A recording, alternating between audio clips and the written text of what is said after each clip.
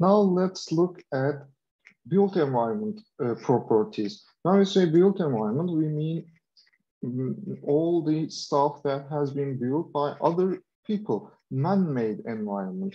That's not the, we cannot say that it's an artificial environment, because when you say artificial, it means that it is imitating something natural, like you have a natural tree, but you made a tree out of plastic that looks exactly like the natural tree. So you say that I have an artificial tree. This is not against the natural environment. It's not an artificial environment. We are not creating mountains and rivers and soil out of plastic. We are creating a built environment, man-made environment. All the environmental organizations that has been done by other people previously. And we can talk about buildings here. When we examine the area about the built environment, we can look at to examine what kind of buildings are there. Are there skyscrapers like this, or low-rise buildings? What about the neighborhoods? How big these buildings are, and how about the site use? Do they have big plots, and only a portion of these plots were covered with buildings, with the rest is constructed open space? Or is it like this, a block, and it contains many smaller buildings? They are in an adjacent order, and they get a garden area, an open space area in the middle. And one of these buildings, he has a facade on this side and on this side, and it's two sides, it's two longer sides, they are closed because of the adjacent order. But it's not the same with these big buildings. So this is what we call figure ground. When we do an analysis like that, we understand how the building types and zonings are changing in that environment. We can say that there is a definite border between these two. This is probably an historical area, and this is probably a new area, because we assume that by just looking at this figure ground, we assume that there are adjacent small buildings, very small buildings. However, here we see much bigger plots and huge buildings. These are probably very high too. And we can look for slums. Is there a slum area? What kind of neighborhoods are there? Like in this picture, there is again a definite border. It looks like these are slums, uncontrolled built environment, probably made by their own users. Here, however, we see a very different situation. Probably it looks like a very rich neighborhood, because we see buildings which look like mansions and swimming pools and nice gardens, things like that.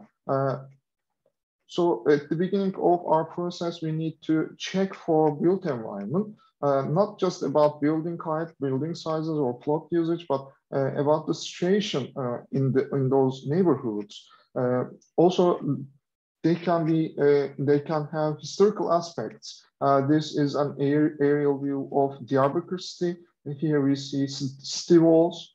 The whole historical city is protected by city walls that have been constructed in Roman period, and inside the walls there are historical house buildings, which have been constructed like 300 or 400 years ago, and they can still be used. And how about the functions of those buildings? The functions may change. Are there banks?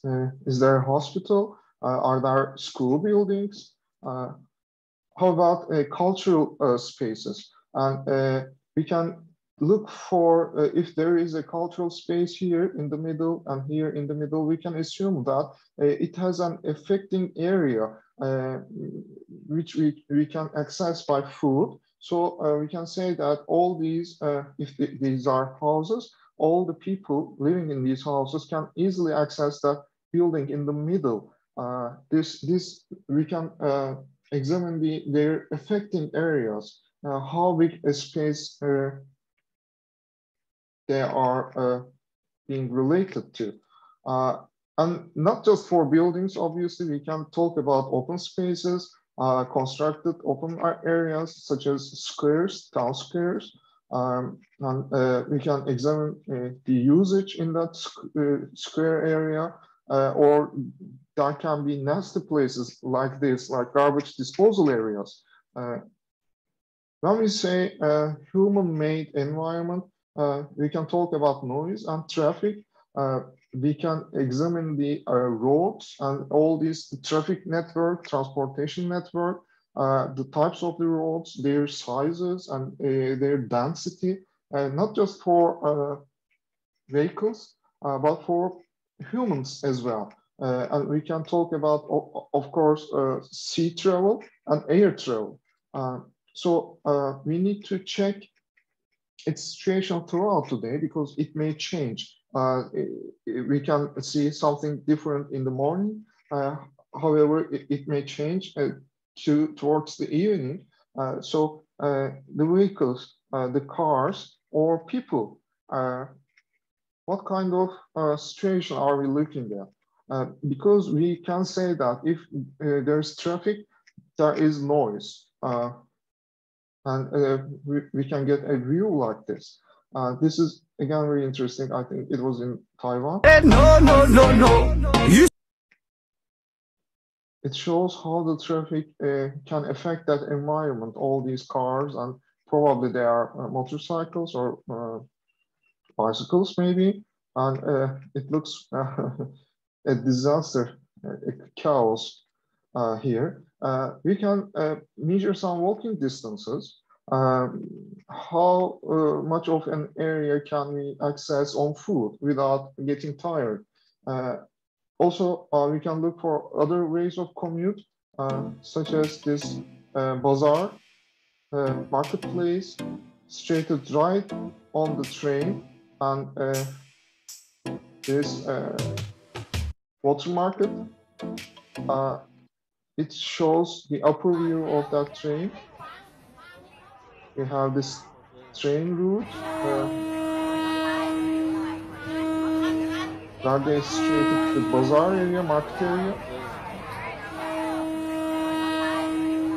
Very interesting, in my opinion. And other types of commute, the airplanes, because it causes so much noise.